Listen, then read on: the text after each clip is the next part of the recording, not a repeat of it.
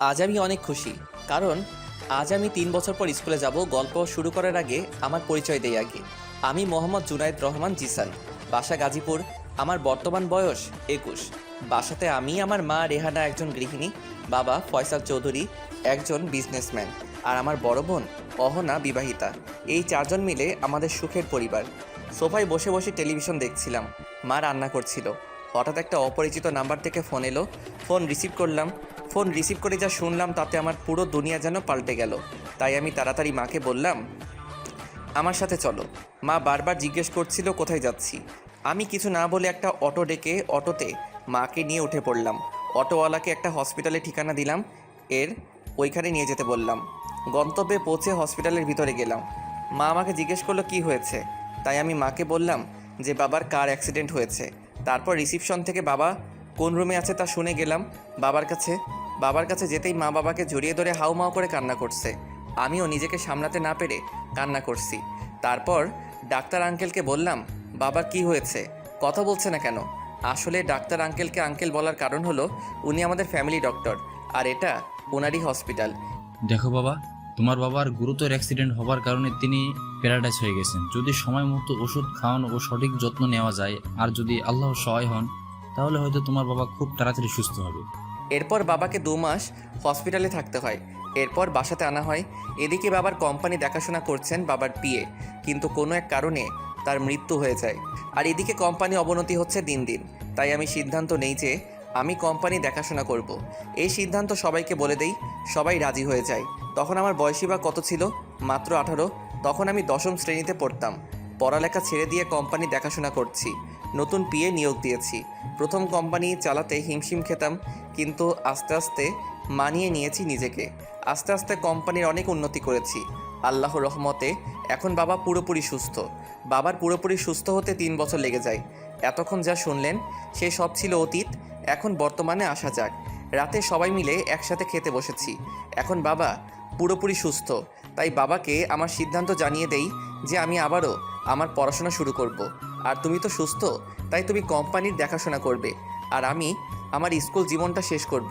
তারপর বাবা বললেন, এই বুড়ো বয়সে লেখাপড়া করবি, লোকে কি বলবে? বললাম পড়াশোনার কোনো বয়স হয় না, আর লোকে কি বলবে বলুক, আমার তাতে কিছু যায় আসে না। পরে বাবা মাকে জোরাজুরি করায় তারা রাজি হয়। তাই আজ আমিও আম্মু যাচ্ছি স্কুলে। আজকে আমি স্কুলে ভর্তি হব, ক্লাস করব, আবার আগের মতো স্কুল লাইফটা এনজয় করতে পারবো। উফ, কি আনন্দটাই না লাগছে। খুশিতে ড্যান্স দিতে ইচ্ছে করছে। আব্বু আগে থেকে স্কুলের স্যারের সাথে কথা বলে রেখেছে, তাই স্কুলে ভর্তি হতে কোনো ঝামেলা পোহাতে হলো না। স্কুলে ভর্তি হয়ে বই নিয়ে বাসায় চলে এলাম। বিকেলে বন্ধুদের সাথে মাঠে আড্ডা দিতে দিতে সন্ধ্যা হয়ে গেছে, তাই বাসায় গিয়ে ফ্রেশ হয়ে খেয়ে দিয়ে পড়তে বসলাম। নতুন বই পড়ার মজাটাই অন্যরকম। পড়তে পড়তে একসময় টেবিলের উপর ঘুমিয়ে পড়লাম। সকালে আম্মুর ডাকে ঘুম ভাঙলো, তাই রেডি হয়ে ব্রেকফাস্ট করে স্কুলে গেলাম। আজ স্কুলে আমার প্রথম দিন। স্কুলে আজকের দিনটা খুব ভালোভাবে কেটে গেল। বিকেলে বাসায় ফিরে বন্ধুদের সাথে আড্ডা দিতে গেলাম, আবার সন্ধ্যায় বাসায় ফিরলাম। গিয়ে ফ্রেশ হয়ে খেয়ে দিয়ে পড়তে বসলাম।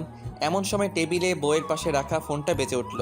ফোনটা হাতে নিয়ে দেখি রিয়া ফোন করেছে। আসলে রিয়া আমার খালাতো বোন। কি রে, শুনলাম তুই নাকি আবার স্কুলে ভর্তি হয়েছিস। হুম, ঠিকই শুনেছিস। তা তোর প্রথম দিন স্কুলে বাচ্চাদের সাথে কেমন কাটলো? অনেক ভালো। দেখিস আবার স্কুলে বাচ্চা মেয়েদের প্রেমে পড়িস না যেন। আরে না, আমাকে কি তোর এমন মনে হয়? তুই কেমন তা আমি ভালো করেই জানি। দেখ সামনে কি কি হয়। কি হবে শুনি? আমি কি জানি, যা হবে তুই নিজেই দেখতে পাবি। তারপর অনেক কথাই হলো। একসময় ঘুমিয়ে পড়লাম। সকালে ফ্রেশ হয়ে স্কুলে গেলাম। ক্লাসে বসে আছি, কিন্তু ম্যাডাম আসছে না। হঠাৎ করে একটি মেয়ে ক্লাসে প্রবেশ করলো, তাও আবার প্রিন্সিপাল স্যারের সাথে। আমরা সবাই স্যারকে দেখে দাঁড়িয়ে গেলাম, আর স্যার বললেন, উনি হলেন আমাদের নিউ ইংলিশ টিচার। উনি আজ থেকে তোমাদের ইংলিশ ক্লাস নেবেন। সবাই মেয়েটার দিকে হা করে তাকিয়েছিল, কারণ মেয়েটা সুন্দর একটা নীল বোরকা পরেছিল। শুধু তার চোখ আর হাত দুটো ছাড়া কিছুই দেখা যাচ্ছিল না। ওর চোখগুলো দেখতে খুব সুন্দর ছিল, টানা টানা হরিণীর চোখ। তার চোখের মধ্যে আবার কাজল দিয়েছে। উফ, মেয়েটাকে যে এত সুন্দর দেখাচ্ছিল তা ভাষায় প্রকাশ করার মতো না। যে দেখবে সেই মুগ্ধ হয়ে যাবে। আমিও সবার মতো মেয়েটার দিকে অবাকভাবে তাকিয়েছিলাম। স্যার চলে গেলেন আর মেয়েটি ক্লাস করানো শুরু করে দিল। আমি বসে বসে মেয়েটার দিকে এক নজরে তাকিয়ে আছি, পড়ায় মনোযোগ দিতে পারছি না। এই প্রথম কোনো বোরকাওয়ালি আমার মনের মধ্যে উথাল পাতাল ঢেউ তুলে দিল।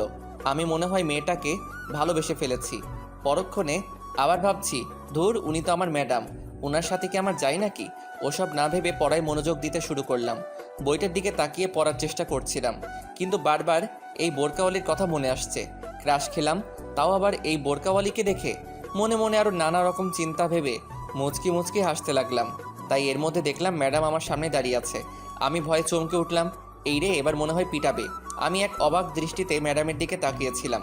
ম্যাডাম আমাকে বলল, এই তুমি পড়া রেখে হাসছো কেন? উঠে দাঁড়ালাম আর বললাম, কই, আমি কখন হাসলাম? আমি তো পড়ছিলাম। একদম মিথ্যা বলার চেষ্টা করবে না, আমি দেখেছিলাম তুমি হাসছিলে। সরি ম্যাডাম, আর হবে না। স্বীকার করছি যে আমি সত্যি হাসছিলাম। তোমার নাম কি? জুনায়েদ রহমান জিসান।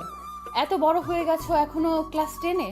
এর আগে কয় বছর ফেল করেছিলে? হ্যাঁ, আসলে পড়ালেখা এক বছর আগে ছেড়ে দিয়েছিলাম কিছু কিছু অসুবিধার জন্য। ও আচ্ছা, ঠিক আছে। এখন এখান থেকে সামনের টেবিলে গিয়ে বসো। বেশ অবাক হয়ে গেলাম। কেন ম্যাডাম? তোমাকে সামনে গিয়ে বসতে বলছি না? যাও সামনে গিয়ে বসো। তোমার এত কথা বলার সাহস হয় কি করে? আমি আর কোনো কথা বলার সাহস পেলাম না, তাই বাধ্য হয়ে সামনের সিটে গিয়ে বসে পড়লাম। আর মাথা নিচু করে বই খুলে পড়ায় মনোযোগ দিতে চেষ্টা করছিলাম, কিন্তু পারছিলাম না। ম্যাডাম বসে বসে সবার পড়ার উপর নজর রাখছিলেন, মাঝে মাঝে আমার দিকে তাকিয়েছিলেন। এভাবে দেখতে দেখতে ওনার ক্লাস শেষ হলো। আস্তে আস্তে অন্য সব ক্লাস শেষ হলো, কিন্তু মন দিয়ে একটা ক্লাসও করতে পারলাম না। কিভাবে পড়বো বলেন? মন তো বোরকাওয়ালি ম্যাডামের কাছে পড়ে আছে। দেখতে দেখতে টিফিনের ঘন্টা বেজে গেল। বাইরে দাঁড়িয়ে আছি আর ম্যাডামের কথা ভাবছি। উনি কেমন দেখতে?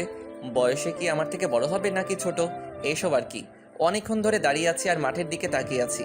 সবাই খেলছি আর আমি একাই দাঁড়িয়ে আছি। হঠাৎ একটা মেয়ের ডাক শুনতে পেলাম। জিসান ভাইয়া, ভাইয়া বলে ডাকছে। পিছে ঘুরে দেখি একটা মেয়ে এদিকে এগিয়ে আসছে। মেয়েটি আমার সামনে এসে দাঁড়ালো আর বলল, ভাইয়া, আপনাকে একটা কথা বলার ছিল। কি কথা? আর তুমি কে? আমি নুসরাত। আমার একটা কথা বলার ছিল। আসলে ভাইয়া, আমার বান্ধবী মিমি আপনাকে লাইক করে। সে আপনাকে এই চিঠিটা দিতে বলেছে। হাতে একটা কাগজ ধরিয়ে দিয়ে মেয়েটা চলে গেল। আমি শুধু ভ্যাবলার মতো তাকিয়ে দেখলাম। স্কুলে সবেমাত্র 2-3 দিন হলো এসেছি, আর এরই মধ্যে লাইক করে ফেললো। হায় রে কপাল! আবার যদি কেউ এসব জানতে পারে, তাহলে আমার মান সম্মান প্লাস্টিক হয়ে যাবে। হাতের চিঠিটার দিকে তাকালাম। মন চাইলো একটু খুলে দেখি আমি তাতে কি লেখা আছে। যখনই চিঠির ভাঁজটা খুলতে যাব, তার আগেই কেউ একজন চিঠিটা টান মেরে আমার হাত থেকে কেড়ে নিল। আমি সামনের দিকে তাকিয়ে দেখি বরকওয়ালি ম্যাডামটা আমার সামনে দাঁড়িয়ে আছে। ওনার চোখ দেখে স্পষ্ট বুঝে গেছি উনি খুব রেগে আছে। ওনাকে দেখে আমার গলা শুকিয়ে গেল। আমি ভয়ে বারবার ঢোক গিলতে লাগলাম। মাথা নিচু করে দাঁড়িয়েছিলাম। তখন উনি বললেন, কি হচ্ছে এখানে? আর এসবের মানে কি? কি বলবো কিছুই বুঝতে পারছি না। চুপচাপ দাঁড়িয়ে আছি। তারপর উনি আমাকে ধমক দিয়ে বললেন, কি রে, এসবের মানে কি? হ্যাঁ, দাঁড়া, আজ প্রিন্সিপাল স্যারকে বলে স্কুল থেকে তোকে বের করার ব্যবস্থা করছি। আমার ইতিমধ্যে ভয়ে গা থেকে ঘাম পড়তে শুরু করেছে। এখানে আমার দোষ কি? আমি তো কিছুই বুঝছি না। আমি কি মেয়েটাকে চিঠি দিয়েছি নাকি? আর চুপ করে থাকলে হবে না। এই কথা 5 কান হবার আগে ম্যাডামকে বোঝাতে হবে। তাই আমি মাথা তুলে ম্যাডামকে বললাম, ম্যাডাম, আমি কি করেছি? আমাকে বের করবেন কেন? আমি তো এখানে দাঁড়িয়েছিলাম, ওই মেয়েটা আমাকে চিঠিটা দিয়ে গেল। আমি তো ওকে চিনি না। তাহলে আমাকে শাস্তি দিবেন কেন? শাস্তি দেবার হলে ওই মেয়েটাকে দিন। কিছুক্ষণ চুপ করে থাকলেন। আমি মনে করলাম ম্যাডাম আমার কথাগুলো বুঝতে পেরেছে, কিন্তু না, উল্টো উনি আমাকে শাসাচ্ছেন। এই চিঠিটা দেখেছিস? এই চিঠিটা স্যারের কাছে যদি নিয়ে গিয়ে বলি তুই ওই মেয়েটাকে ভালোবাসিস, ওই মেয়েটা তোকে চিঠি দিয়েছে, তাহলে তোর কি হবে বুঝতে পারছিস তো? মিথ্যে অপবাদ দিয়ে আমাকে ফাঁসিয়ে আপনার কী লাভ? আপনি শিক্ষক, আপনার কাজ ভুলগুলো শুধরে দেওয়া, অন্যায়ের প্রতিবাদ করা। তা না করে উল্টো আপনি আমাকে ফাঁসাতে চাচ্ছেন। কি বললি? আমি তোকে ফাঁসাতে চাইছি? হ্যাঁ, তাই তো। আপনি বলছেন স্যারের কাছে চিঠিটা দিয়ে আমাকে স্কুল থেকে বের করে দিবেন। যেখানে আমার কোনো দোষ নেই, সেখানে আমাকে বিনা দোষে সাজা পেতে হবে কেন? তারপর ম্যাডাম আমাকে ঠাস ঠাস 2টা থাপ্পড় মারলেন আর বললেন, আমার মুখে মুখে কথা বলিস? তোর সাহস তো কম না। দাঁড়া, এক্ষুনি তোর পরিবারের কাছে সব ফাঁস করে দিচ্ছি।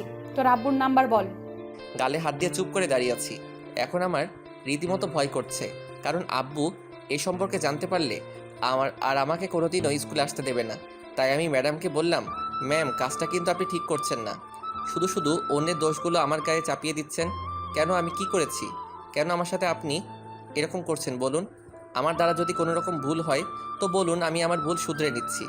এখানে আমার পরিবারকে টানবেন না, ওরা একথা জানতে পারলে আমাকে আর স্কুলে আসতে দিবে না। আচ্ছা যা, ঠিক আছে, টানবো না তোর পরিবারকে, কিন্তু আমি যা বলবো তাই শুনতে হবে, তা না হলে এই চিঠিটা তোর আব্বুর হাতে চলে যাবে। না না ম্যাডাম, এমনটা করবেন না। আপনি যা বলবেন আমি তাই শুনবো, তবুও আব্বু যেন কিছু জানতে না পারে। ঠিক আছে যা, এখন ক্লাস থেকে ব্যাগ নিয়ে আয়। ম্যাডামের কথা শুনে আমি বেশ অবাক হয়ে ওনার দিকে তাকালাম। জীবনে হয় এই প্রথম কোনো ম্যাডাম কোনো ছাত্রকে এইভাবে ব্ল্যাকমেল করে কাজ করাচ্ছে। আমি আর কিছু না বলে ওনার কথা মতো ক্লাস থেকে ব্যাগ নিয়ে আসলাম। তারপর ওনার পিছু পিছু হাঁটছি আর মনে মনে ওনাকে গালি দিচ্ছি। স্কুল থেকে বের হয়ে আমি আর ম্যাডাম দুজনে গেটের বাইরে দাঁড়িয়ে আছি। আমি কোনো কথা বলছি না, শুধু চুপচাপ ওনার কাণ্ড কারখানা দেখছি। তারপর উনি একটা রিক্সা দাঁড় করালেন। তারপর উনি রিক্সাতে উঠে বসলেন আর আমাকেও বসতে বললেন। কিরে দাঁড়িয়ে আছিস কেন, ওঠ। না মানে ম্যাডাম, আপনার সাথে একসাথে রিক্সায় উঠলে লোকজন খারাপ ভাববে। লোকে কিভাবে ভাবুক, তোকে উঠতে বলেছি, ব্যাস তুই উঠবি।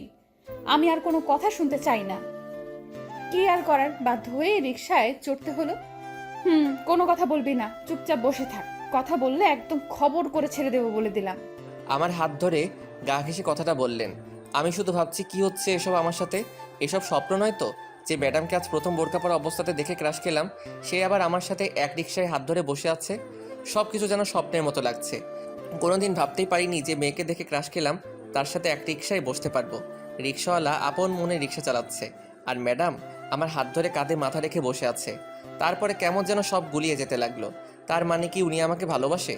যদি ভালো না বাসেন তাহলে ওই মেয়ের চিঠি দেওয়ায় এত কেন রেগে গেলেন আর আমার সাথে এইভাবে রিক্সায় কেন বসে আছেন? কিছু তো একটা খটকা লাগছে, কিন্তু কি তা বুঝে উঠতে পারছি না। ম্যাডামের গলার শব্দ শুনে আমি ভাবনার জগৎ থেকে বাস্তবে ফিরলাম। আমি আর কিছু না বলে চুপ করে বসে রইলাম। আর ম্যাডাম আমার হাত ধরে চুপটি করে আমার ঘাড়ে মাথা দিয়ে শুয়ে আছে। ওনার এরকম ব্যবহার আমাকে খুব ভাবাচ্ছে। উনি আমার সাথে এরকম করছেন কেন? উনিও কি আমাকে ভালোবাসে? না, এটা কি করে সম্ভব? আমাদের তো শুধু আজকেই পরিচয় হলো, তাহলে কিভাবে সম্ভব এটা? উনি যেভাবে আমার গা ঘেঁষে শুয়ে আছে, মনে হচ্ছে আমি ওনার স্বামী। এইভাবে বেশিক্ষণ থাকলে আমি নিজেকে সামলাতে পারবো না। কিন্তু কি করব? কিছু বলতে গেলে তো ওনার ধমক খেতে হবে। আমি কি করব কিছুই বুঝতে পারলাম না। আমি ভয় ভয় ম্যাডামকে বললাম, ম্যাডাম একটু সরে বসুন প্লিজ। লোকে দেখলে কি ভাববে বলুন তো দেখি। কি আর ভাববে? লোকে বলবে জামাই আর বউ একসাথে ঘুরে বেড়াচ্ছে। কি বলছেন এসব? ম্যাডাম একটা দুষ্টু হাসি দিয়ে আবার আমার কাঁধে মাথা রাখলেন। আমার কাঁধ থেকে ওনার মাথা সরানোর সাহস আমার নেই। আর যে হারে ম্যাডাম আমাকে কথা শোনাচ্ছে, আর বেশি কথা বললে ম্যাডাম আমাকে ফাঁসি দিয়ে দিবে। আমি আর কিছু না বলে চুপ করে বসে রইলাম আর নিজেকে গালি দিতে লাগলাম। কেন যে ওই মেয়েটার হাত থেকে চিঠিটা নিতে গেলাম? চিঠিটা যদি না নিতাম তাহলে এভাবে ফাঁসতে হতো না। আর আজ কালকের মেয়েগুলো পারেও বটে, সুন্দর ছেলে দেখলে পিছু লেগে থাকে। দুদিন হলো স্কুলে গেলাম, এরই মধ্যে লাইক করে ফেলেছে। এই বয়সী মেয়েগুলো প্রেম প্রীতির কি বুঝে? সব মেয়েগুলোর বদের হাড্ডি। আরও নানান চিন্তা মাথার মধ্যে ঘুরপাক খাচ্ছিল।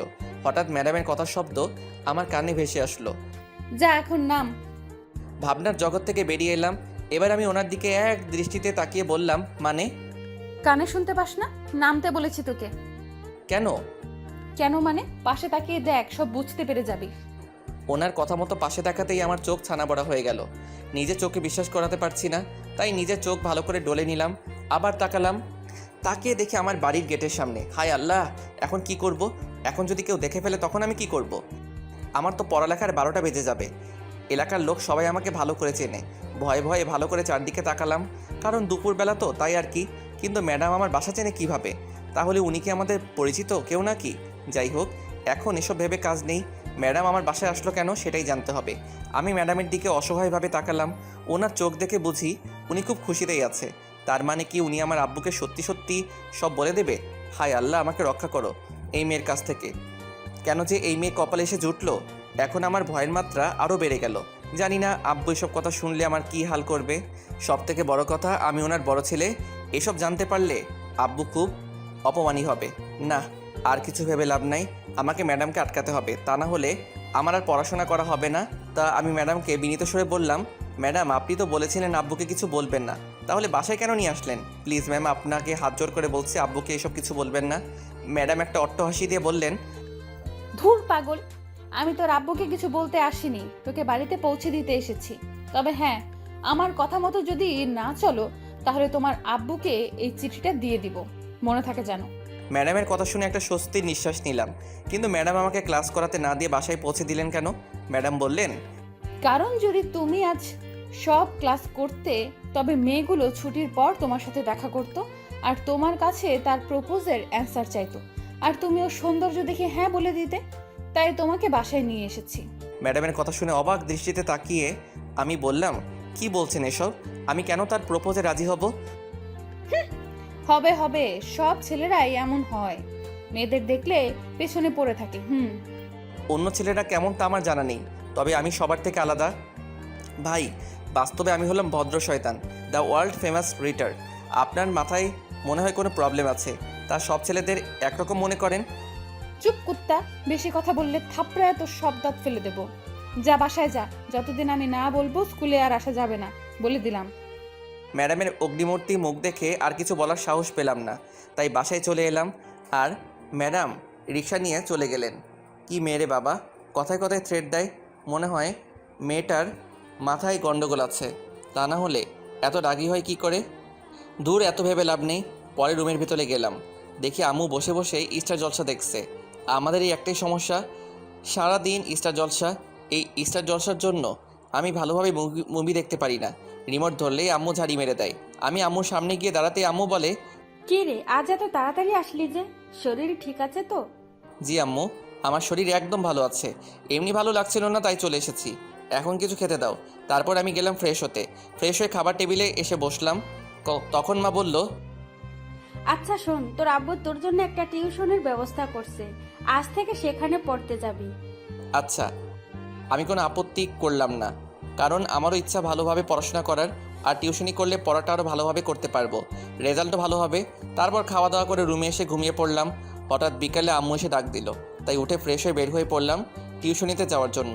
আম্মুর থেকে ওই টিউশনির ঠিকানাটা আগেই নিয়েছি। অতঃপর আমি রিক্সা নিয়ে সোজা সেখানে গেলাম। একটা দোতলা বাড়ির সামনে গিয়ে নামলাম। ঠিকানা হিসাবে এটাই সেই বাসা। আমি বাসার ভিতরে ঢুকলাম। নিচতলায় একটা দরজায় লেখা ছিল, এখানে টিউশনি পড়ানো হয়।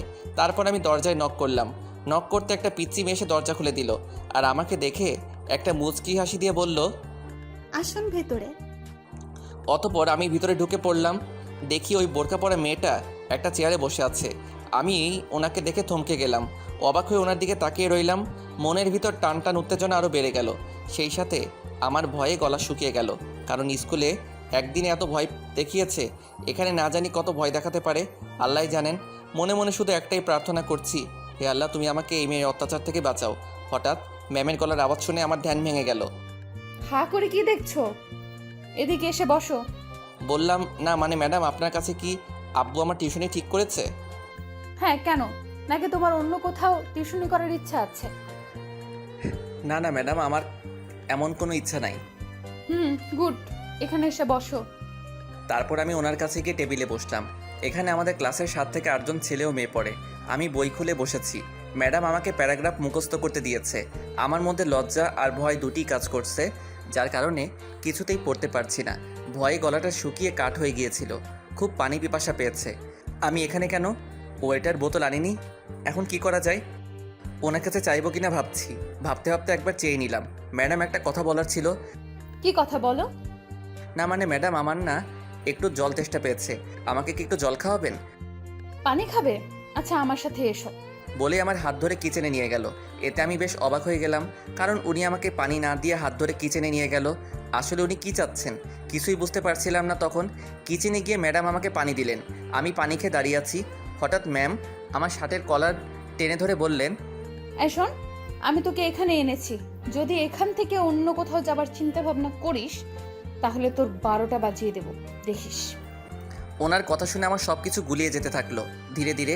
মানে আম্মু তো আমাকে বলল আব্বু টিউশনি ঠিক করেছে, তাহলে উনি আমাকে এখানে আনলো কিভাবে? কিছু একটা তো রহস্য আছে, কিন্তু সেটা কি আমাকে জানতে হবে। আর সেটা জানতে হলে ম্যাডামের কাছে থাকতে হবে। তাই আমি ম্যাডামকে বললাম, ঠিক আছে ম্যাডাম, যাব না। তারপর আবার ম্যাডাম আমার হাত ধরে কিচেন থেকে পড়ার টেবিলের কাছে নিয়ে আসলো। এখন সবার পড়া শেষ। আস্তে আস্তে সবাই ব্যাগ গুছিয়ে বের হতে লাগলো। আমিও ব্যাগ গুছিয়ে বের হতে ধরেছিলাম, তখনই ম্যাডাম আমার হাত ধরে টান মেরে বসিয়ে দিল। আমি ভ্যাবাচাকা খেয়ে গেলাম। সবাই বেরিয়ে গেল, আমাকে যেতে দিচ্ছে না কেন। তারপর ম্যাডাম আমাকে বলল, এই শোনো, আমার সাথে যাবে কেমন? মানে? মানে তুই কালকে সঠিক সময় রেডি হয়ে বাসার সামনে থাকবি, আর আমি তোকে স্কুলে যাওয়ার সময় নিয়ে যাব, বুঝলি? কেন ম্যাডাম, আমি তো আর বাচ্চা ছেলে নই যে আমাকে সঙ্গে করে নিয়ে যেতে হবে। আমি একাই যেতে পারবো, আপনাকে আসতে হবে না। চুপ, বেশি কথা বলবি না। যেতে বলেছি যাবি, ব্যাস। আমি আর কোনো কথা শুনতে চাই না। যাব না। যাবি না মানে? তুই যাবি, তোর বাপ সহ যাবে। তাহলে ওনাকে নিয়ে যান, আমি যাব না। ঠাস। একটা চট বসিয়ে দিল আমার গালে। বেশি জোরে মারেনি, কিন্তু খুব জোরেই লেগেছে। নরম হাতের গরম ছোঁয়া, স্যাকা খাওয়ার সম্ভাবনা বেশি। আমি গালে হাত দিয়ে চুপ করে রইলাম, আর ম্যাডাম বললেন, চিঠির কথা ভুলে গেছিস মনে হয়। চিঠির কথা শুনে বুকের ভিতর ভয় ঢুকে গেল। অতঃপর তিনি যা বললেন তাতে রাজি হয়ে রিক্সা নিয়ে বাসায় চলে এলাম। ফ্রেশ হয়ে মোবাইল নিয়ে একটু গুতাগুতি করতেছিলাম, হঠাৎ দেখি একটা আননোন নাম্বার থেকে কল এলো। কলটি রিসিভ করলাম। হ্যালো। ওপাশ থেকে মেইলি কণ্ঠ ভেসে এলো, আই লাভ ইউ। সাথে সাথে ফোনটা হাত থেকে পড়ে গেল বিছানার উপরে। ফোনটা তুলে দেখি ফোনটা কেটে গেছে। তাই আমি ফোন দিলাম। এ কি, ফোন তো বন্ধ তার। তাই আবার কয়েকবার দিলাম, কিন্তু ফলাফল একই, ফোন বন্ধ। চিন্তায় পড়লাম, কে এই মেয়ে? হঠাৎ করে আই লাভ ইউ বলার কারণটা কি? এই মেয়ে আমাকে চিনে নাকি? আরও নানা রকম চিন্তা করতে করতে ডুব দিলাম ঘুমের দেশে। সকালে ঘুম ভাঙলো আম্মুর ডাকে। ঘুম থেকে উঠে ফ্রেশ ও রেডি হয়ে দাঁড়িয়ে রইলাম গেটের সামনে, অপেক্ষা করতেছি ম্যাডামের জন্য। হঠাৎ করেই একটা বড় সাদা রঙের দামি প্রাইভেট কার আমার সামনে এসে দাঁড়ালো। গাড়ি থেকে একটা মেয়ে নামলো, দেখতে খুব সুন্দর, আমাদের স্কুল ব্যাচ লাগানো তার পোশাকে। আমি বুঝতে পারলাম এই মেয়েটা আমাদের স্কুলের ছাত্রী। দেখতে বেশ সুন্দর আর মডার্নও বটে। খুব বড় লোকের মেয়ে মনে হচ্ছে। মেয়েটা আমার সামনে এসে দাঁড়ালো আর বলল, এসো আমার সাথে এসো। সে আমার হাত ধরে। আমি বেশ অবাক হলাম। চিনি না জানি না, হঠাৎ এইভাবে হাত ধরার মানে কি? আমি তার কাছ থেকে আমার হাত সরিয়ে নিলাম। সে আমার আরও কাছে আসলো আর রাগী লুক নিয়ে তাকিয়েছিল। আমি শুধু ভ্যাবলার মতো ওর দিকে তাকিয়েছিলাম। কিছু বলার সাহস আমার নেই, কারণ আমি মেয়েদেরকে একটু বেশি ভয় পাই। সাথে সাথে ঠাস করে একটা চরের শব্দ শুনতে পেলাম। আমি ভয়ে গালে হাত দিলাম, কিন্তু আমার গালে কোনো ব্যথা হচ্ছে না। তার মানে আমার গালে পড়েনি। তাই সামনের দিকে তাকিয়ে দেখি মেয়েটা গালে হাত দিয়ে দাঁড়িয়ে আছে। হায় আল্লাহ, ওকে আবার কে মারলো? পেছন থেকে কে যেন আমার হাত এক টান দিল। টান দেওয়ার কারণে আমি একটু পেছনে সরে গেলাম। তাকিয়ে দেখি বোরকাওয়ালি ম্যাডাম। স্তব্ধ হয়ে গেলাম, এখন কি করব? ম্যাডাম তো আমাকে আস্ত খেয়ে ফেলবেন। যে রাগী মেয়ে, আমাকে কোনো মেয়ের সাথে কথা বলতে দেখলেই হলো আমার 12টা বাজিয়ে ছাড়বে। ম্যাডাম আমার দিকে চোখ বড় বড় করে তাকিয়ে আছে। আমার আর বুঝতে বাকি রইল না যে উনি এখন তার রাগটা আমার উপর দিয়ে ঝাড়বে। ভয় জড়ানো কণ্ঠে ম্যামকে বললাম, ম্যাডাম আপনি? চুপ, একদম চুপ। আগে ওর খবরটা নিয়ে নেই, দাঁড়া। চুপ করে রইলাম। কথা বলতে গেলে হয়তো এই চটটা আমার গালে পড়বে, তাই চুপ করে রইলাম। ম্যাডাম মেয়েটির সামনে গিয়ে দাঁড়ালো। মেয়েটি অনেক ভয় পেয়েছে, তাই গালে হাত দিয়ে মাথা নিচু করেছিল। ম্যাডাম মেয়েটিকে বলল, কিরে, তুই এখানে কি করছিস? আর তোর সাহস কি করে হয় ওর হাত ধরার? মেয়েটি কাঁদো কাঁদো গলায় বলল, না মানে ম্যাডাম, ও এইখানেই দাঁড়িয়েছিল, তাই ভাবলাম ওকে লিফট দিই, তাই হাত ধরেছিলাম। আবার যদি তুই ওর হাত ধরার চেষ্টা করিস তাহলে তোর খবর আছে। যা, স্কুলে যা। মেয়েটি আর কোনো কথা না বলে গাড়িতে উঠে চলে গেল। তারপর খেয়াল করলাম ম্যাডাম আমার দিকে তাকিয়ে আছে, তাই আমি মাথা নিচু করলাম। তারপর ম্যাডাম আমার হাত ধরে বলল, চলো। ম্যাডামের কথা শুনে আমি আকাশ থেকে পড়লাম মনে হলো। কি হলো ম্যাডামের? ম্যাডাম বকা দিল না কেন? উল্টো আরও রোমান্টিক ভাব দেখাচ্ছে। কোনো কথা বলল না। ম্যাডাম আমাকে নিয়ে রিকশায় চললো। তারপর রিকশাওয়ালা আপন মনে রিকশা চালাচ্ছে, আর এদিকে ম্যাডামের রোমান্টিক ভাবটাও একটু একটু বাড়ছে। ম্যাডাম আমার হাতটা শক্ত করে ধরলেন আর আমার ঘাড়ে মাথা রাখলেন। একটুবার বললেন, ওই মেয়েটাকে কি তোমার ভালো লাগে? একটু আগে যে মেয়েটির সাথে কথা হলো? আমি চুপ করে রইলাম, কারণ ভেবে চিনতে উত্তর দিতে হবে, না হলে আবার উল্টো কিছু হয়ে যেতে পারে। তাই আমি বললাম, মোটামুটি ভালোই দেখতে। কি বললে? কই কিছু না তো। তুমি কি জানো ওই মেয়েটা কে? না। ওই মেয়েটা হচ্ছে মিম, যে তোমাকে তার বান্ধবীকে দিয়ে তোমাকে চিঠি দিয়েছিল। ও তাই? বেশি কিছু বললো না, শুধু ম্যাডাম আমাকে বলল আমি যেন ওর থেকে দূরে দূরে থাকি। আমি শুধু মাথা নাড়িয়ে হ্যাঁ সূচক জবাব দিলাম। বেশ কিছুক্ষণ পর স্কুল এসে নামলাম। অবশ্য ম্যাডামই ভাড়াটা দিয়েছেন। আমি ভেতরে যেতে লাগলাম, আর ম্যাডাম বললেন, দাঁড়াও। আমি দাঁড়িয়ে গেলাম। ম্যাডাম এসে আমার সামনে মুখ বরাবর এসে দাঁড়ালেন।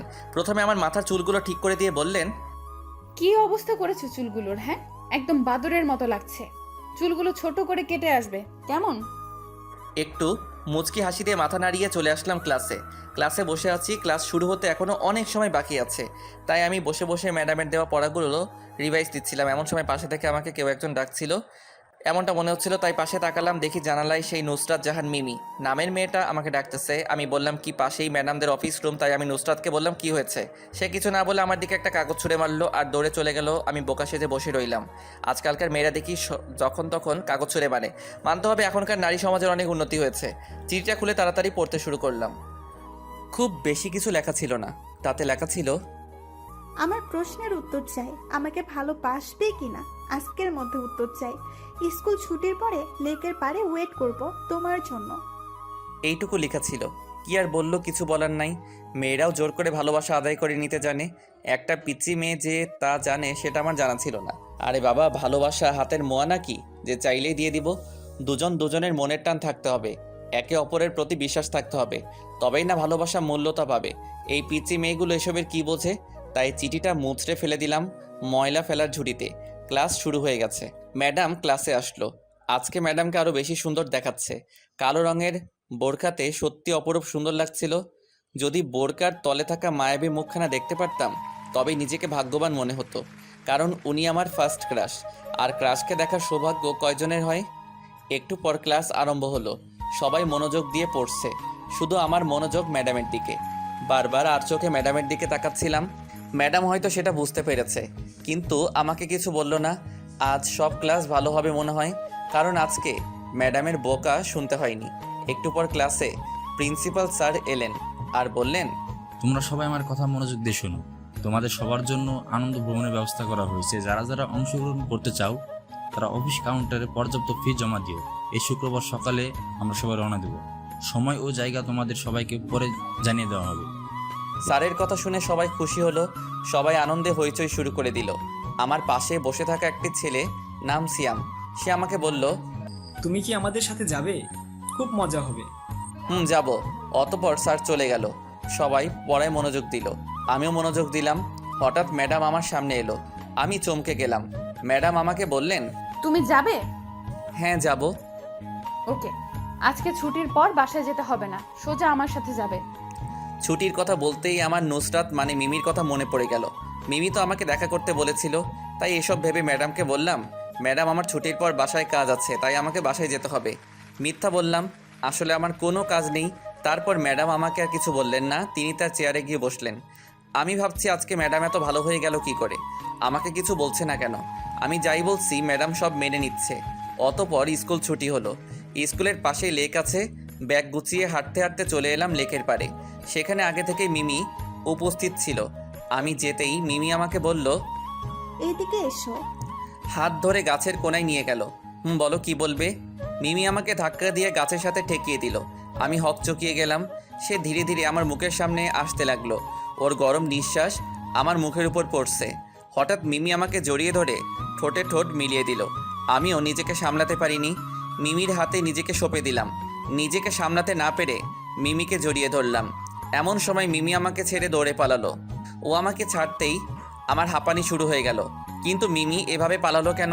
হঠাৎ করে কেউ আমাকে পেছন থেকে টান মারলো। আমি ভাবলাম হয়তো মিমি, কিন্তু না। চোখ মেলে তাকানোর আগেই ঠাস ঠাস করে দুটো চর বসিয়ে দিল। কানের নিচে চিনচিন ব্যথা অনুভব করছি। খুব জোরেই দিয়েছে চর দুটো, কিন্তু মারলো কে? তাই সামনে তাকিয়ে দেখি মিমি দাঁড়িয়ে আছে, আর তার হাত ধরে আছে বোরকাওয়ালি ম্যাডাম। ভয়ে আমার হাঁটু কাঁপাকাঁপি শুরু হয়ে গেল। এখন না জানি কি করে বসে আল্লাহ জানেন। ম্যাডামের চোখ দুটি লাল বর্ণ ধারণ করেছে। ওনার চোখের দিকে তাকিয়ে আমার ভয় আরও দ্বিগুণ বেড়ে গেল। মনে মনে শুধু একটাই প্রার্থনা করছি, এই মেয়ের হাত থেকে রক্ষা করো খোদা, আর জীবনেও এমন ভুল হবে না। শুধু শেষবার রক্ষা করো। ম্যাডাম মিমির হাত ছেড়ে দিয়ে মিমিকে বলল, মিমি, তুই বাসায় যা, আর কালকে তোর আব্বু ও আম্মুকে আমার সাথে দেখা করতে বলবি। মিমির দিকে চেয়ে দেখি সে ভয়ে কান্না করে দিয়েছে। মিমি কান্না করলে মিমিকে বেবির মতো লাগে। মিমি কান্নামাখা কণ্ঠে বলল, প্লিজ ম্যাম, আমাকে যা শাস্তি দেবার দেন, তবুও আমার আব্বুকে কিছু বলবেন না। তিনি জানতে পারলে আমাকে আর স্কুলে আসতে দেবে না।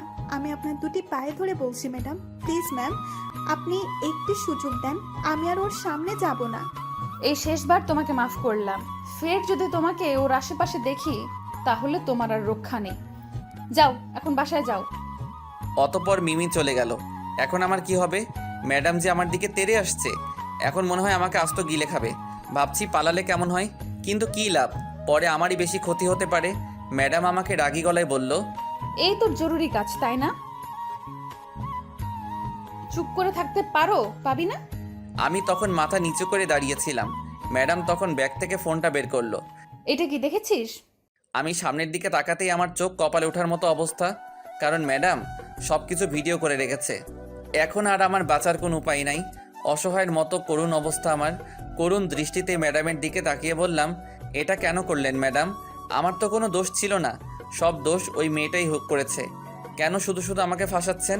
তোকে না বলেছিলাম ওর থেকে দূরে দূরে থাকবি? আর আজকে তোকে জিজ্ঞেস করলাম আমার সাথে যাবি কিনা। তুই মিথ্যা বলেছিস, তাই এমনটা করেছি। এখন বল, তোকে কি শাস্তি দেওয়া উচিত? যা খুশি করেন। রাগ দেখিয়ে চলে এলাম ওখান থেকে। ম্যাডাম ওইখানে দাঁড়িয়েছিল। বাসায় এসে খেয়ে দেখে একটা ঘুম দিলাম। তারপরের দিন আর স্কুলে যাইনি। ভালো লাগছিল না স্কুলে যেতে, কোচিং করতেও যাইনি। আমাকে আজকে যেতে হবে, কারণ সবাই আনন্দ ভ্রমণে বের হবে। তাই আমি সকাল সকাল রেডি হয়ে স্কুলে গেলাম। আজ ম্যাডামকে কোথাও দেখিনি। স্যাররা সবাই ব্যস্ত। অনেক ছেলে মেয়েরাই আনন্দ ভ্রমণে যাওয়ার জন্য সেজেগুজে এসেছে। 2টা বাস আনা হয়েছে। আমি আগে থেকে বাসে বসে মোবাইলটা বের করে গান শুনছিলাম। পুরো বাস ফাঁকা, এমনকি ড্রাইভারও নেই, কারণ বাস ছাড়বে আর 2 ঘন্টা পর। আমি জানালার ধারের সিটে বসে আছি, আর সবাই মাঠে গল্প করছে। সবাই হাসি খুশি। হঠাৎ ম্যাডাম বাসে উঠলেন। হয়তো আগে থেকেই ম্যাডাম আমাকে বাসে উঠতে দেখেছে। আমি তেমন একটা পাত্তা দিলাম না। ম্যাডাম কালো রঙের একটা বোরখা পরেছে, দেখতে খুব সুন্দর লাগছিল। তাতে আমার কি? আমি অন্যদিকে মুখ ঘুরিয়ে নিলাম। ম্যাডাম এসে আমার পাশের সিটে গা ঘেঁষে বসতে বসতে বললেন, কি জিসান সাহেব, রাগ করেছেন? ওই কুত্তা বল, না হলে থাপ্পড় দিয়ে দাঁত ফালায় দিব। ম্যাডাম এবার সহ্য করতে না পেরে আমার হাতে ও পিঠে ধুমধাম করে কিল ঘুষি মারতে লাগলো। বলেন তো, ওনার নরম হাতের ঘুষি খেতে কার না ভালো লাগবে? আমার হাসি পাচ্ছিল। আমি আমার হাসি আটকাতে না পেরে হেসে দিলাম। ম্যাডাম আরও বেশি রেগে গেলেন। ম্যাডাম উঠে যেতে ধরছিল। হঠাৎ ওনার হাত ধরে টান মারলাম, কিন্তু কেন হাতটা টান মারলাম তা আমি জানি না। নিজের অজান্তে হাতটা চলে গেল। ম্যাডাম টাল সামলাতে না পেরে আমার বুকের উপরে পড়ে গেল। তাই দেখে ম্যাডাম লজ্জায় চোখ বন্ধ করে ফেললেন। খুব মায়াবী লাগছিল ম্যাডামকে তখন। ওনার হালকা গরম নিঃশ্বাসটা আমার উপর পড়ছিল, তা আমি অনুভব করতে পারছিলাম। ম্যাডামের কপালের সাথে আমার কপাল ঠেকিয়ে অনেকক্ষণ ম্যাডামকে জড়িয়ে ধরেছিলাম। এক অজানা ঘোরের মধ্যে ছিলাম দুজনে। কয়েক মুহূর্তের জন্য ম্যাডামের শরীরের সুবাস আমাকে পাগল করে দিচ্ছিল। হঠাৎ ম্যাডাম নিজেকে জোর করে ছাড়িয়ে নেয় আর দৌড়ে পালায়। আমার আর বুঝতে বাকি রইল না ম্যাডাম লজ্জা পেয়েছে। আমিও তখন এসব কথা ভেবে একটা মুচকি হাসি দিয়ে বাস থেকে নেমে পড়লাম। ম্যাডাম অফিস রুমে, আর আমি ক্লাসমেট শ্যামের সাথে কথা বলছিলাম। এমন সময় ম্যাডাম ডাক দিলেন।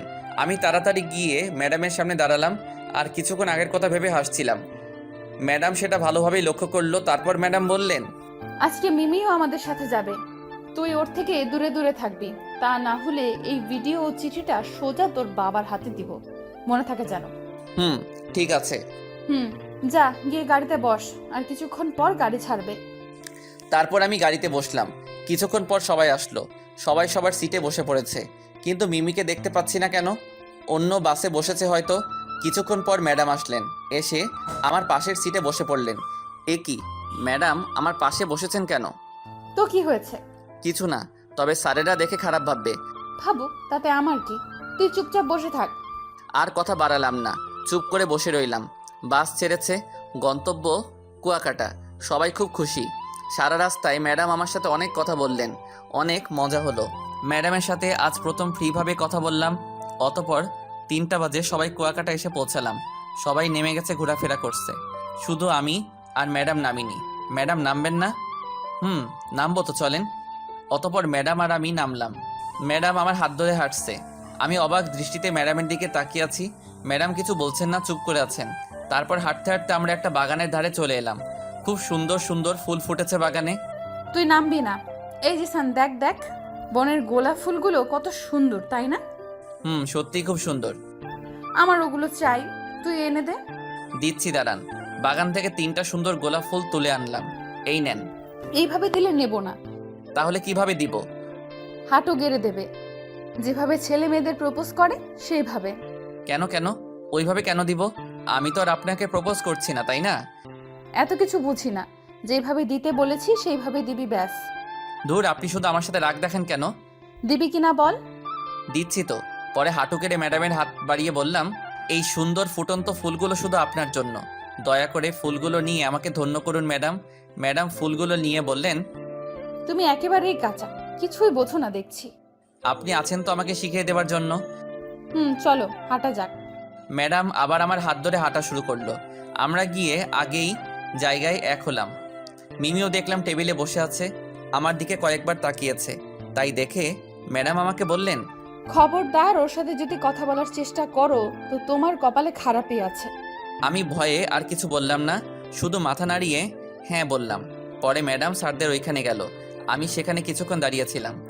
রাস্তার ওই পাশে একটা ফ্লেক্সির দোকান দেখা যাচ্ছে, যাই সেখান থেকে ফ্লেক্সি করে আসি। হাঁটা দিলাম। ম্যাডাম পেছনে থেকে ডাক দিলেন, কই যাও?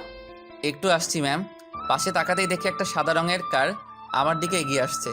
আমি সরে দাঁড়ানোর আগেই গাড়িটা আমাকে ধাক্কা দিয়ে চলে যায়। সাথে সাথে আমি মাটিতে পড়ে গেলাম। চোখ দুটো আস্তে আস্তে বন্ধ হয়ে গেল। জ্ঞান হারিয়ে ফেললাম আমি। তারপর কি হলো আমার কিছুই মনে নেই। যখন আমার জ্ঞান ফিরল তখন চোখ মেলে তাকিয়ে দেখি আমি একটা রুমের মধ্যে একটা বেডে শুয়ে আছি। হাতে অনেক ব্যথা অনুভব হচ্ছে। ডান হাত পুরোটাই ব্যান্ডেজ করা। সব শিক্ষার্থীরা আমাকে দেখতে এসেছে। আশেপাশে ভালোভাবে তাকিয়ে দেখি এটা একটা হোটেল। ম্যাডাম আমার পাশে বসে আছে, বাই স্যারেরা এখানে উপস্থিত আছে। আমি উঠে বসলাম। আরে আরে, উঠে বসছো কেন? প্লিজ শুয়ে থাকো। না ম্যাম, আমি ঠিক আছি। মাঝখান থেকে হেড স্যার এসে আমার পাশে বসলেন। এখন কেমন লাগছে? ভালো। সরি স্যার, আমার জন্য আপনাদের আজকের আনন্দটা মাটি হয়ে গেল। আরে দূর বোকা ছেলে, আগে মানুষের জীবনে সুস্থতা দরকার, তারপর জীবনে আনন্দ দরকার। সুস্থ না হলে তুমি কেমন করে আনন্দ করবে? ডক্টর বলেছে তুমি 2-3 দিনের মধ্যে সুস্থ হয়ে যাবে। অতপর আমি আর কিছুই বললাম না। স্যার সব ছাত্র ও ছাত্রীদের নিয়ে বাইরে চলে গেল। শুধু ম্যাডাম গেলেন না, আমার পাশে বসে রইলেন। আমি ম্যাডামকে বললাম, আপনি যাবেন না? তোমাকে রেখে আমি কি করে যাব বলো? কেন আমাকে রেখে আপনি যাবেন না কেন? কারণ তোমার এই অবস্থার জন্য আমি দায়ী, তাই তোমার খেয়াল রাখার দায়িত্ব আমারই। আমি তো বাচ্চা ছেলে না, কিভাবে নিজের দায়িত্ব নিতে হয় তা আমি জানি। যান গিয়ে সবার সাথে আনন্দ করেন। আমি চাই না আমার জন্য আপনার আনন্দটা মাটি হয়ে যাক। আমি এখানেই থাকবো, কোথাও যাব না। তুমি চুপ করে থাকো, আমি এখন তোমাকে আমার হাত দিয়ে খাবার খাওয়াই দিব।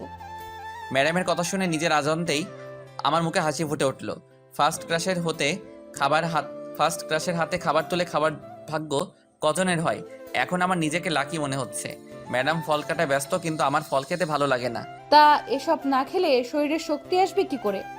ডাক্তার এগুলো বেশি বেশি করে খেতে বলেছে তোমাকে। তাই আমি ম্যাডামকে বললাম, ম্যাডাম আমি এইগুলা খাবো না।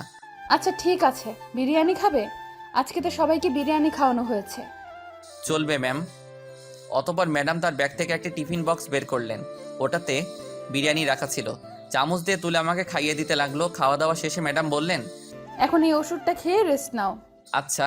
খাওয়া দাওয়ার পর্ব শেষ হলো, আমি শুয়ে আছি, উঠতে পারছি না। হাতে একটু বেশি ব্যথা করছে। তখন ম্যাডাম আমাকে বললেন, আচ্ছা জিসান, তোমার খুব ব্যথা লেগেছে তাই না? বেশি না, একটু পরে ঠিক হয়ে যাবে। সরি, আমাকে মাফ করে দাও। আমার ভুলের জন্য তোমাকে এত কষ্ট সহ্য করতে হচ্ছে। আরে কিছু হবে না তো ম্যাডাম। আচ্ছা তুমি শুয়ে থাকো। তারপর আমি শুয়ে পড়লাম। কিছুক্ষণ পর আমার চোখ জোড়া বন্ধ হয়ে গেল। ঘুমিয়ে পড়লাম আমি। হঠাৎ কেমন জানি শরীরটা গরম গরম লাগছে। শরীরের ব্যথা পাওয়ার কারণে জ্বর জ্বর অনুভব হচ্ছে। বিড়বিড় করছি, এটা কি আবল তাবল বলছি নিজেও জানি না। ঝাপসা ঝাপসা চোখে দেখছি ম্যাডাম আমার কপালে জলপট্টি দিয়ে দিচ্ছে। তখন আমার কপালে একটু ঠান্ডা অনুভব হচ্ছিল। নিঃশ্বাস নিতে কষ্ট হচ্ছে। আমার ঘুমিয়ে গেলাম। আবার খুব সকালে সূর্যের আলো আমার মুখের উপর পড়তেই আমার ঘুমটা ভেঙে গেল। চোখ মেলে দেখি ম্যাডাম আমার বুকে মাথা রেখে ঘুমিয়ে আছেন। আমি আটকে উঠলাম, কারণ কেউ জানলে আমাদেরকে খারাপ ভাববে। তাই আমি ম্যাডামের মাথা বুকের উপর থেকে সরানোর চেষ্টা করতে লাগলাম। কিন্তু ম্যাডাম ঘুমের ঘোরে আরও শক্ত করে আমাকে জড়িয়ে ধরলেন। আমি উঠতে চেষ্টা করলাম, কিন্তু ম্যাডাম এমনভাবে জড়িয়ে ধরেছে যে আমি কিছুতে উঠতে পারলাম না। শুয়ে রইলাম আমিও। এখন ম্যাডাম আমার বুকের মধ্যে শুয়ে আছে, আর আমার মনের মধ্যে একটা উত্তেজনা কাজ করছে। সেটা হচ্ছে ম্যাডামের নিকাব খুলে ম্যাডামের মুখটা দেখার উত্তেজনা। নিজের মনকে কোনোভাবে বোঝাতে পারছিলাম না। তাই সিদ্ধান্ত নিলাম ম্যাডামের চেহারাটা নিকাবটা একটু তুলে দেখার। তাই ধীরে ধীরে হাতটা ম্যাডামের মুখের কাপড়ের দিকে বাড়ালাম। প্রথমবার আর দ্বিতীয়বার সাহস পেলাম না, তাই হাতটা ফিরিয়ে নিলাম। তৃতীয়বার যখন ম্যাডামের মুখের কাপড়টা যেই প্রায় তুলবো, ঠিক তখনই ম্যাডাম লাফ দিয়ে উঠে বসলেন। আমি থ মেরে গেলাম। এখন কি করি? ম্যাডাম আমাকে আস্ত গিলে খাবে এখন। ম্যাডাম ওনার মুখের কাপড়টা ভালোভাবে বেঁধে নিলেন, কারণ আমি একটু এলোমেলো করে দিয়েছিলাম। তারপর ম্যাডাম বিছানা থেকে উঠে গেলেন। আশ্চর্যজনক ব্যাপার হলো ম্যাডাম আমাকে কিছুই বললেন না। আমি ম্যাডামের দিকে তাকিয়ে রইলাম। অবাক হয়ে। পরে ম্যাডাম ওয়াশরুমে চলে গেলেন। ভাবছি ম্যাডাম আমাকে কিছুই বললো না কেন। কাল আমার জ্বর এসেছিল, ম্যাডাম সারা রাত আমার সেবা করেছেন, মাথায় জলপট্টি দিয়েছেন, কিন্তু কেন কেন এসব করছেন উনি? তাহলে কি উনিও আমাকে ভালোবাসে? যদি উনার মনে সত্যি আমার জন্য জায়গা হয়ে থাকে তাহলে যেভাবেই হোক, যে করি হোক, জেনে তো নেব আমি। কিছুক্ষণ পর ম্যাডাম ফ্রেশ হয়ে বাইরে এলেন। আজকে ম্যাডামকে খুব সুন্দর লাগছে। নেভি কালারের বোরকা পরেছে, খুব মানিয়েছে ম্যাডামকে। ম্যাডাম আমাকে বললেন, ফ্রেশ হবে না? হব তো। তুমি উঠে ফ্রেশ হয়ে এসো, আমি তোমার জন্য নাস্তার ব্যবস্থা করছি। অতঃপর আমি বিছানা থেকে উঠে পড়লাম আর পা দুটো ফ্লোরে রেখে হাঁটার চেষ্টা করছি। আর তখনই হোঁচট খেয়ে পড়ে গেলাম। ম্যাডাম আমার হাত ধরলেন আর বললেন, আমার কাছে হাতটা রেখে ওঠো আগে। পরে আমি ওনার কাঁধে হাত দিয়ে উঠে দাঁড়ালাম। উনি আমাকে ওয়াশরুম অবধি পৌঁছে দিলেন আর বললেন, তাড়াতাড়ি ফ্রেশ হয়ে এসো, আমি তোমার জন্য নাস্তা রেডি করছি। আচ্ছা। তারপর ম্যাডাম চলে গেল আর আমিও কিছুক্ষণের মধ্যে বের হয়ে এলাম। ম্যাডাম আমার হাতে হাত ধরে খাবার টেবিলে নিয়ে গিয়ে বসালেন। তারপর নিজের হাতে দিয়ে তুলে খাওয়াই দিলেন। খাওয়া দাওয়ার পর্ব শেষ হলো। আমি আর ম্যাডাম হাঁটতে বের হব বাইরে, আর সবার সাথে দেখা করতে হবে। সবাই নয়তো চিন্তা করবে। কিছুক্ষণ পর বাকি স্যার ম্যাডামদের সাথে দেখা করলাম। কথা বলার পর ম্যাডাম আমার কাছে আসলেন আর বললেন, চলো আমরা ওই দিকটা থেকে হেঁটে আসি। আমি কোনো আপত্তি করলাম না। ম্যাডাম আর আমি একসাথে হাঁটা শুরু করলাম। ম্যাডাম আমার বাম হাতটা ধরে রেখেছে, কারণ ডান হাতটা তো মচকে গেছে। হাঁটতে হাঁটতে আমরা একটা লেকের ধারে চলে এলাম। লেকের পরিবেশটা খুব সুন্দর, চারিদিকে তখন হালকা বাতাস বইছে। কিন্তু আমার মনে অন্য কামনা বাসা বেঁধেছে, তা হলো ম্যাডামকে দেখার বাসনা। ম্যাডামকে বললে ম্যাডাম কিছুতেই আমাকে তার মুখ দেখাতে দিবে না, তা আমি জানি। কৌশলে দেখতে হবে, কিন্তু কিভাবে সেটাই ভাবছি। ম্যাডাম আমাকে এত কেয়ার করে কেন? আমিও তো ওনার ছাত্র, আর 5টা ছাত্রের মতো আমার সাথে ব্যবহার করে না, খালি রাগ দেখায়।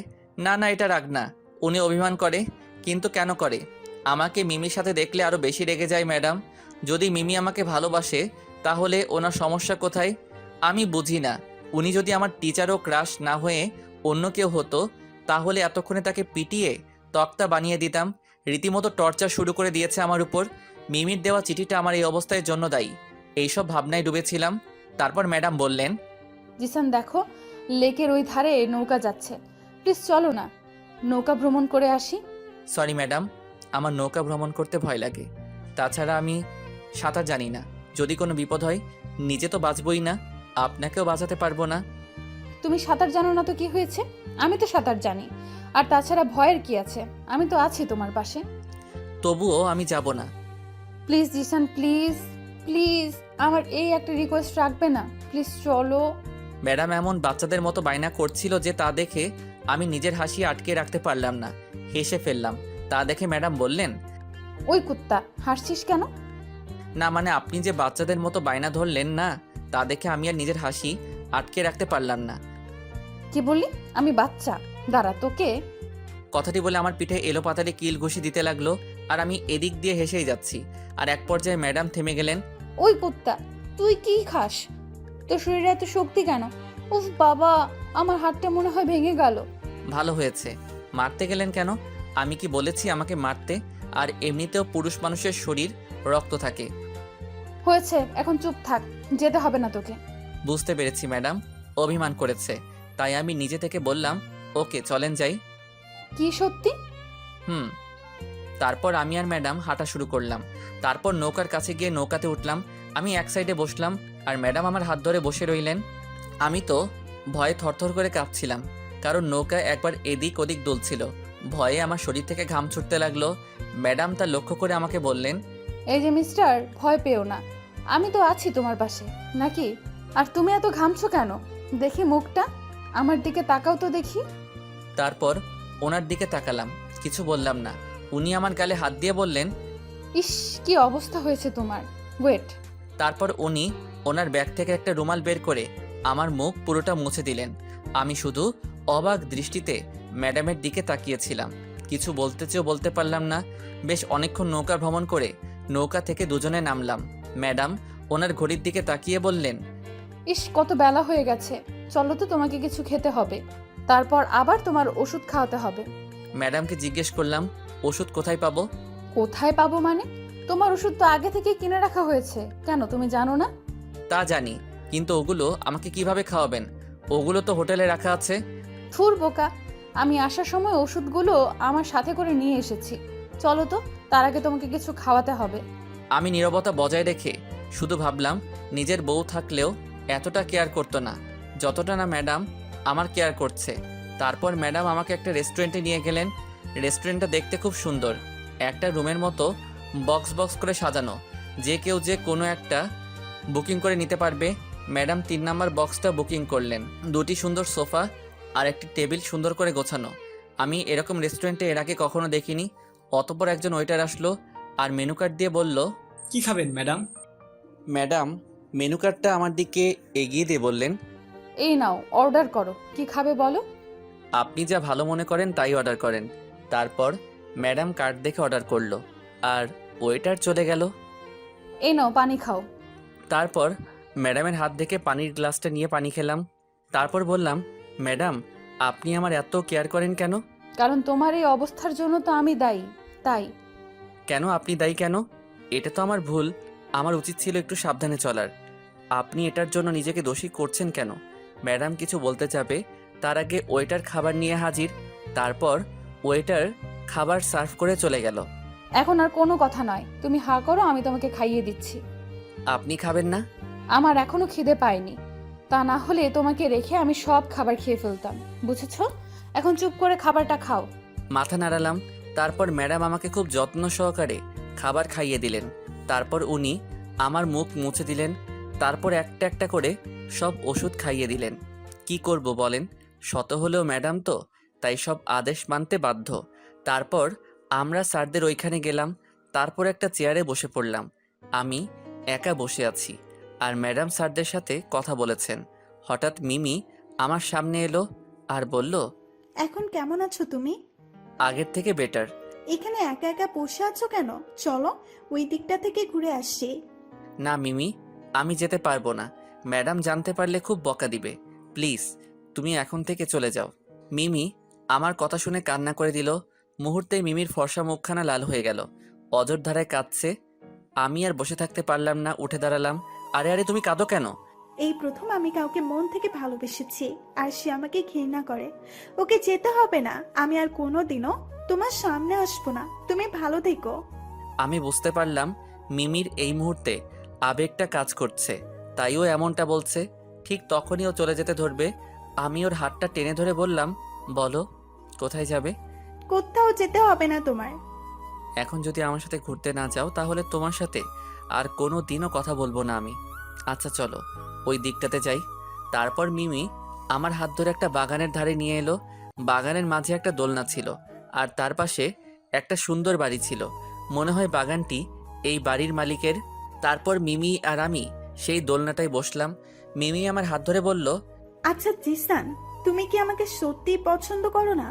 আমি কি দেখতে এতটাই খারাপ? মিমির এই কথার জবাব দেওয়ার জন্য আমি মোটেও প্রস্তুত ছিলাম না। থতমত খেয়ে গেলাম, কি বলবো কিছু বুঝতে পারছি না।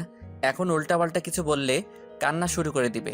আর না, তুমি দেখতে খুব সুন্দর, তোমাকে অপছন্দ করার কোনো কারণ নেই। এসব তোমার ভুল ধারণা। তাহলে কেন তুমি আমাকে ভালোবাসতে ভয় পাও বলো? ওই ম্যাডামের জন্য?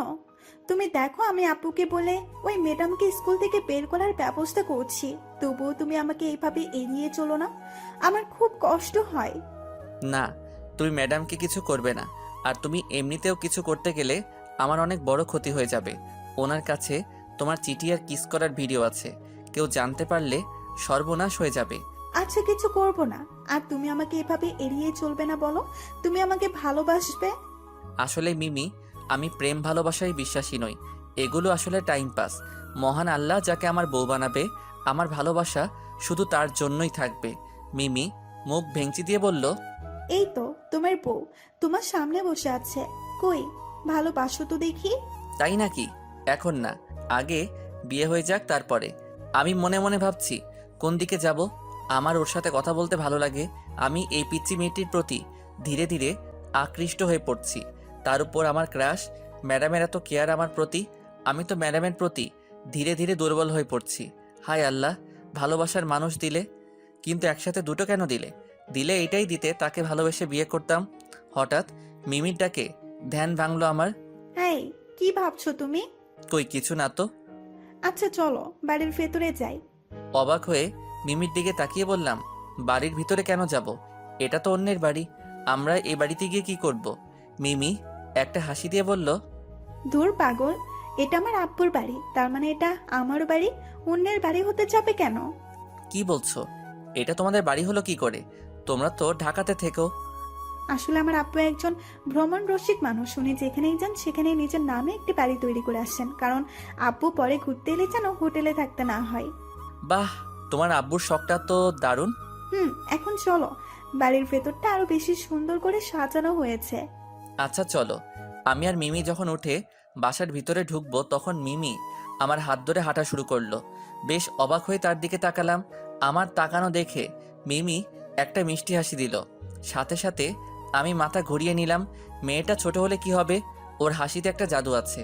এমনিতেও ছোট আর খাটো মেয়েরা কিউটাই বেশি, আর বেশি জেদিও হয়। মিমি ঠিক তেমনই একটা মেয়ে। আমরা বাড়ির গেটের সামনে চলে এলাম। হঠাৎ পেছন থেকে পুলিশের গাড়ির আওয়াজ শোনা গেল। আমি আর মিমি থামলাম সেখানে। গাড়ি দুটি বাড়ির কিছু দূরে এসে থামলো। গাড়ি থেকে একটা অফিসার নামলেন। দেখতে বেশ একটা দানবের মতো। আমাদের দিকে আসতে লাগলো অফিসারটি। ভয়ে আমার পা থরথর করে কাঁপতে লাগলো। মনে হয় এই হালা আমাদের ধরতে আসছে আর টাকা চাইবে। টাকা দিতে না পারলে আমাদের থানায় নিয়ে যাবে। তখন লুঙ্গিতে যেমন জোরে বাতাস লাগলে পরনের লুঙ্গি উড়ে যায়, ঠিক তেমন আমারও আমার পরিবারের সম্মান উড়ে যাবে, ধুলোয় মিশে যাবে। যেটা ভয় পাচ্ছিলাম সেটাই হলো। পুলিশ অফিসারটা আমাদের সামনে এসে হাত করাটা দেখিয়ে বলল, you are under arrest mister Zeeshan Ahmed. ভয়ে আমার গলা শুকিয়ে গেল। ভয়ে বললাম, এসব কি বলছেন আপনি? আমাকে অ্যারেস্ট করবেন কোন অপরাধে? আমি কি অপরাধ করেছি? বিনা দোষে কাউকে অ্যারেস্ট করা তো অন্যায় স্যার। আর আমরা তো স্কুলে বন্ধু, এখানে একসাথে পিকনিক করতে এসেছি। প্লিজ স্যার, আমাদের অ্যারেস্ট করবেন না। আমি কোনো অন্যায় করিনি। তুমি অনেক বড় অন্যায় করেছো। তুমি আমার ভাগ্নিকে কাঁদিয়েছো, এর শাস্তি তোমাকে পেতেই হবে। চমকে গেলাম কিছুটা। ওনার কথা শুনে ভাবতে লাগলাম, ওনার ভাগ্নিটাই বা কে, আর আমি তাকে কখন কিভাবে কাঁদালাম। এর মধ্যেই মিমি বলে উঠল, মামা কি শুরু করেছো এসব? দেখো তোমার জন্য ছেলেটা কত ভয় পেয়েছে। মিমির কথা শুনে আরো বেশি চমকে গেলাম। বিস্ময়ের দৃষ্টিতে মিমির দিকে তাকিয়ে বললাম, উনি তোমার মামা? উনি হলেন আমার মামা, এই কুয়াটা থানার পুলিশ অফিসার। আমি এখানে আসবো বলে মামা আমার সাথে দেখা করার জন্য এসেছে, আর আমি তোমার সম্পর্কে মামাকে সব বলেছি। পুলিশালা কইতাছে, থুক্কু, এখন তো আঙ্কেল বলে ডাকতে হবে। আরে বাবা, ভয় পেয়েছো নাকি? ভয় পাওয়ার কিছু নেই। আমি আসলে সবার সাথে একটু মজা করে থাকি। জি বুঝলাম। এর মধ্যেই মিমি বলল, মামা আবার কখন আসবে? জানি না, যখন আসবো তখন ফোন দিয়ে জানিয়ে দেবো। আচ্ছা। তারপর অফিসারটি চলে গেলেন। আমি আর মিমি বাড়ির ভিতরে গেলাম। আমার হাতটা একটু ব্যথা ব্যথা লাগছে আর মাথাটাও কেমন জানি ঘুরছে। তাই আমি মিমিকে বললাম, মিমি চলো স্যারদের ওইখানে চলে যাই, আমার ভালো লাগছে না এখানে। কেন? তোমার আবার এখানে কি হলো? কিছু না, আমার শরীরটা কেমন জানি ব্যথা ব্যথা করছে আর আমার ওষুধ খাবারও সময় হয়ে গেছে, তাই যেতে হবে। আর একটু থাকো, ওখানে গেলে ম্যাডাম তোমার সাথে আমাকে কথা বলতে দেয় না, জানোই তো। অবশেষে মিমির জোরাজোরির কারণে ওর সাথে আরো কিছু সময় থাকার জন্য রাজি হলাম। তারপর বাসাটা ঘুরে দেখলাম অনেক সুন্দর। তারপর চলে এলাম স্যার ম্যাডামদের ওইখানে। আমাকে আর মিমিকে ম্যাডাম একসাথে দেখে ফেলেছে। আমি বেশ বুঝতে পারছি ম্যাডাম বেশ রেগে আছে। রাগের মাথায় যে কোনো কিছু করে ফেলতে পারে, তাই আমি সুযোগ বুঝে হোটেলে চলে এলাম। কিন্তু ধরা পড়ে গেলাম ম্যাডামের কাছে। আমি যখন হোটেলে আসছিলাম তখন ম্যাডাম আমার পিছু পিছু আসছিল। আমি রুমে ঢুকলাম আর কিছুক্ষণ পর কলিং বেলটা বাজাতে লাগলাম। আমি জানি এটা ম্যাডাম, তাই ভাবছি দরজাটা আজকে বন্ধ রাখবো, খুলবো না। ভিতরে এসে আমার ঘ্যানর ঘ্যানর করবে, কিন্তু ম্যাডাম এক নাগাড়ে বেল বাজিয়েই যাচ্ছেন, তাই বাধ্য হয়ে দরজাটা খুলে দিলাম। দরজা খোলার সাথে সাথেই উনি ভিতরে প্রবেশ করলেন আর দরজাটা লাগিয়ে দিলেন। ওনার চোখগুলো লাল বর্ণ ধারণ করেছে কিছুটা। আমি ম্যাডামকে জিজ্ঞেস করলাম, কি হয়েছে ম্যাডাম? ম্যাডাম আমার কলার টেনে ধরে বলল, ওই কি হয়েছে মানে? তোকে কতবার বলেছি তুমি ওই মেয়ের সাথে কথা বলবা না, তারপরেও ওর সাথে কেন গেলি? ম্যাডাম আমার কলার ধরাই আমার খুব খারাপ লাগলো। যে যাই করুক না কেন, কেউ যদি আমার কলার ধরে তো আমার মেজাজ ঠিক থাকে না। তাই ম্যাডামের কাছ থেকে এক ঝটকায় কলার ছাড়িয়ে নিলাম আর বললাম, আমি বললাম ইচ্ছে হয়েছে তাই গেছি, তাতে আপনার কি? আপনি বলার কে? আমি কার সাথে যাব বা না যাব? আমি কে মানে? তো সাহস তো কম না আমার সাথে এভাবে কথা বলিস? দাঁড়া, আজকে তোর আব্বুকে সব বলে দেব। যান, গিয়ে বলেন কি হবে আর। বড়জোর 2টো থাপ্পড় খেতে হবে আর স্কুলে আসা বন্ধ হয়ে যাবে। ভালোই হবে, অন্তত রোজ রোজ একটা জিনিস নিয়ে ভয় পেতে হবে না। শুধু ভদ্রতার খাতিরে এই কয়দিন আপনার কথা মতো চলেছি, তা না হলে আপনি কেন আপনার পুরো গোষ্ঠী মিলেও আমার কিছু করতে পারবে না। ম্যাডাম এবার চুপ করে গেলেন, চোখের কোণে পানি চিকচিক করছে, যে কোনো সময় সেগুলো ঝরে পড়তে পারে ম্যাডামের। ম্যাডাম মুখ ঘুরিয়ে নিজের চোখের জল মুছে নিলেন আর বললেন, আচ্ছা, তুই কি ওই মেয়েকে সত্যি ভালোবাসিস? হুম, আমি মিমিকে ভালোবাসি আর মিমিও আমাকে ভালোবাসে, তাতে আপনার কোনো সমস্যা? আর আমি বুঝি না আপনি কেন আমার পিছু পড়ে আছেন। বুঝতে হবে না। ম্যাডাম কাঁদতে কাঁদতে রুম থেকে চলে গেল। ওনার কান্নার আওয়াজ আমার সকল রাগ ভাঙিয়ে দিল। না, ম্যাডামের সাথে আমার এইভাবে কথা বলা উচিত হয়নি, কিন্তু আমি বুঝতে পারি না ম্যাডাম এমন কেন। আমি তো মিমিকে ভালোবাসি না, আমি তো ওর সাথে কথাই বলতে চাই না, তারপরেও যে কেন রাগ করে। আর যত রাগ সব আমার উপর। তারপর আর কিছু না ভেবে ফ্রেশ হয়ে চলে এলাম। স্যার ম্যাডামদের ওইখানে সবাই খুব মজা করছে, কেউ গান বাজনা করছে তো কেউ খেলাধুলা করছে। পিকনিকটা সবাই উপভোগ করছে, শুধু আমি বাদে। মিমি দেখি গান গাইছে, আমাকে দেখে একটা মুচকি হাসি দিল। আমি কিছু না বলে একটা চেয়ারে বসে পড়লাম। এবার সবাইকে খাবার দেওয়া হচ্ছে, সবাই খেতে বসেছে আর আমিও। মিমি তার চেয়ার থেকে উঠে আমার পাশে বসলো। আমি তেমন কিছু মনে করিনি, জানি মেয়েটার আমার প্রতি একটা আকর্ষণ কাজ করছে। কিছুদিন পর এটা এমনি ঠিক হয়ে যাবে, যখন দেখবে আমার কাছ থেকে ও সামান্যতম গুরুত্ব পায় না, আমি ওকে ভালোবাসি না। যখন সে এটা বুঝতে পারবে তখন সে নিজে থেকেই আমার থেকে দূরে সরে যাবে। তাই কিছু না মনে করে খাওয়ায় মনোযোগ দিলাম। তারপর স্যার ম্যাডামদের ওইখান থেকে শোনা যাচ্ছে যে আমাদের মধ্যে কেউ একজন অনুপস্থিত। পরে তাদের কথা শুনে বুঝতে পারি বোরখাওয়ালি ম্যাডাম আমাদের সাথে নেই। সবাই ম্যাডামকে খুঁজছে, ফোন করছে, কিন্তু ফোন বন্ধ। আমার আর বুঝতে বাকি রইল না যে ম্যাডাম আমার উপর রাগ করে কোথাও চলে গেছে। আমি খাবার ছেড়ে উঠে পড়লাম। মিমি সেটা দেখে আমার হাত ধরে বলল, এই কোথায় যাচ্ছ? এখানে বসো বলছি। ভালোই হয়েছে, ম্যাডাম চলে গেছে, আপদ বিদায় হয়েছে।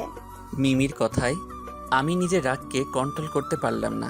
সবার সামনে ওকে কিছু বলতে চাই না, তাই এক ঝটকায় আমার হাতটা ছাড়িয়ে নিয়ে চলে এলাম। মিমি অবাক দৃষ্টিতে আমার দিকে তাকিয়েছিল। আমি চলে এলাম সেখান থেকে, কারণ আমি জানি ম্যাডাম এখন কোথায় থাকতে পারে। হয়তো লেকের পাড়ে আছে। ম্যাডাম আমাকে বলেছিল যখন তার মন খারাপ থাকে তখন তিনি লেকের পাড়ে বসে থাকেন, নয়তো ছাদে।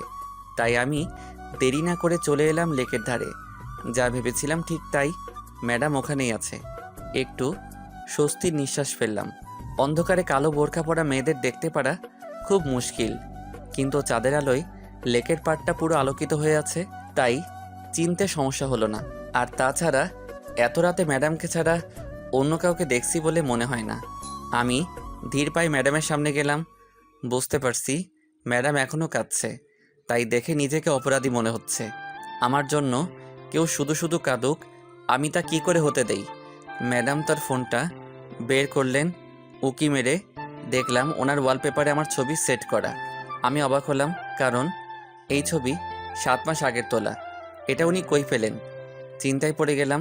ওনার সাথে আমার পরিচয় মাত্র কিছুদিনের, কিন্তু ওনার কাছে আমার এই পিক কীভাবে এলো? না, আর কিছু ভাবতে পারছি না, এমনিতেও মাথা হারিয়ে ফেলতে পারি। তারপর ম্যাডামের কণ্ঠ শুনে ভাবনার জগৎ থেকে বাস্তবে ফিরে এলাম। ম্যাডাম আমার পিকটা সামনে রেখে কেঁদে কেঁদে বলছে, আমাকে এত কষ্ট দিচ্ছ তো? দাঁড়াও, একবার বিয়েটা হয়ে যাক, সব সুদে আসলে তুলে নিব। আমাকে কষ্ট দিতে তোমার খুব ভালো লাগে, তাই না? যখন থাকবো না তখন তুমি বুঝবে আমি তোমার জীবনে কি ছিলাম।